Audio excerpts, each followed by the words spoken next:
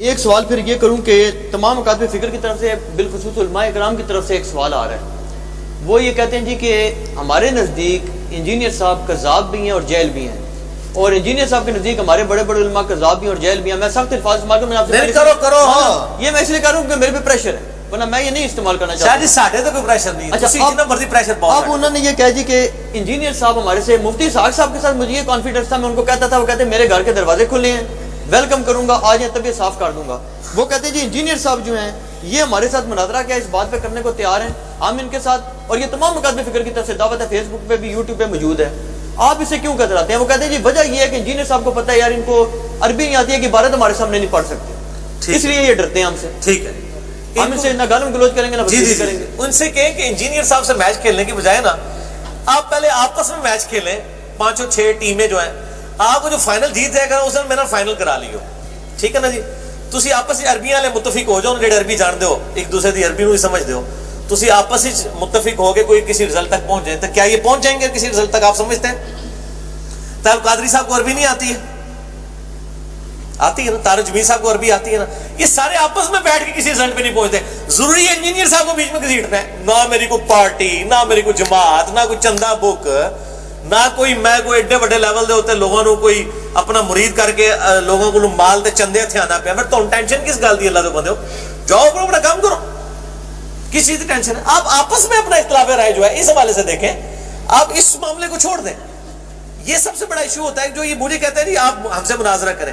آپ آپس میں مناظرے کریں, اپنے معاملات کو طے کریں, جہاں تہاڈے جو جیت گیا اس نے ساڈے نال آ کے میچ پوا لینا, اور ہم تیار ہیں بیٹھنے کے لیے, لیکن ایک شرط کے اوپر کہ ہمارا فیصلہ پھر کوئی کسی غیر مسلم سے کروایا جائے گا, جس کے سامنے بزرگ بابے نہ ہو, اندھی تقلید نہ ہو.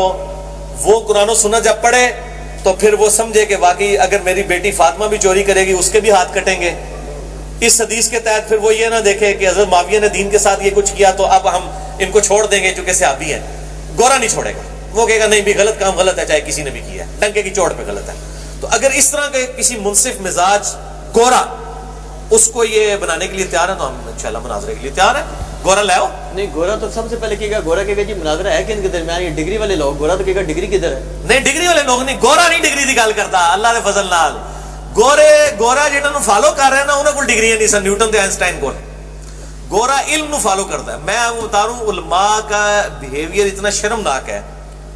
آپ کسی گورے پروفیسر جو پی ایچ ڈی ہو اور آپ بالکل 3rd کلاس قسم کے کوئی اسٹوڈنٹ ہو یا میں, اور وہ جس ٹیکسٹ بک کو پڑھا رہا ہو اس ٹیکسٹ بک میں سے میں اس گورے کی وائٹ بورڈ کے اوپر غلطی نکال دوں نا کہ سر یہ جو آپ نے فارمولا لکھا ہے نا یہ جو کتاب آپ نے ریفر کی تھی اس کے مطابق یہ غلط ہے, وہ کہے گا سوری, یہی کرے گا نا.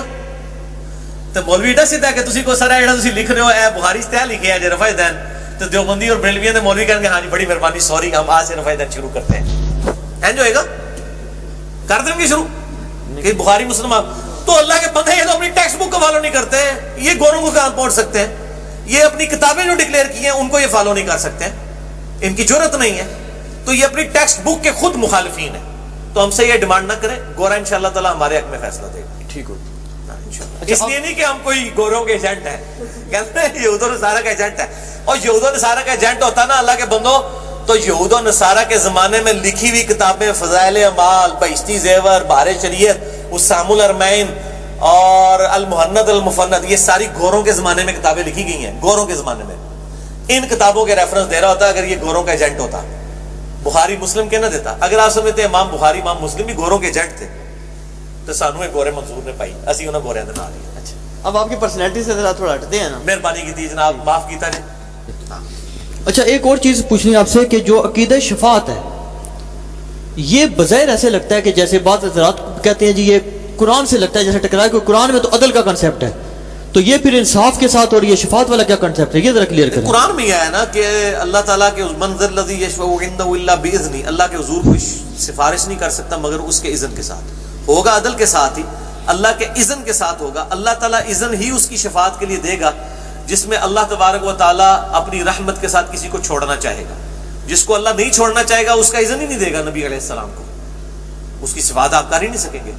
بخاری مسلم میں آپ احادیث شفاعت اٹھا کے دیکھیں, میں نے مسئلہ نمبر 88B پورا دیا ہے, سارے اس کے طریق پڑھے ہیں کہ نبی صلی اللہ علیہ وآلہ وسلم آتے ہیں اللہ تعالیٰ میرے لیے ایک تعداد مقرر فرمائے گا, اس کے مطابق میں شفاعت کروں گا. حتیٰ کہ اینڈ پہ آتا ہے کہ میں جب جاؤں گا تو مجھے دروغہ دوزخ مالک کہیں گے کہ اللہ کے نبی اب آپ کا کوئی امتی دوزخ میں نہیں سوائے اس کے کہ جس کو قرآن نے روک لیا ہے. وہی بلا انہ من یشرک باللہ فقد حرم اللہ علیہ الجنہ, مشرک پر جنت حرام ہے. تو حضور صلی اللہ علیہ وسلم پھر اس کی شفاعت تو نہیں کر سکیں گے, تو شفاعت اسی کریں گے جس کا اللہ اذن دے گا, اور اللہ کو پتہ ہے. تو اللہ کی صفت عدل تو ہے, اس میں کوئی شک نہیں, لیکن اللہ کی رحمت اس کے غضب پر بھاری ہے. اگر وہ کسی سے عدل کے باوجود چاہتا ہے رحمت والا معاملہ فرمائے تو اپنے نبی کے ذریعے اس کی سفارش. آپ صلی اللہ علیہ وسلم نمانے خصوصی ہے نا, عسیٰ یبعثک ربک مقاما محمودا, اے نبی ہم آپ کو اس مقام پر فائز کریں گے کہ ہر شخص آپ کی حمد بیان کرے گا.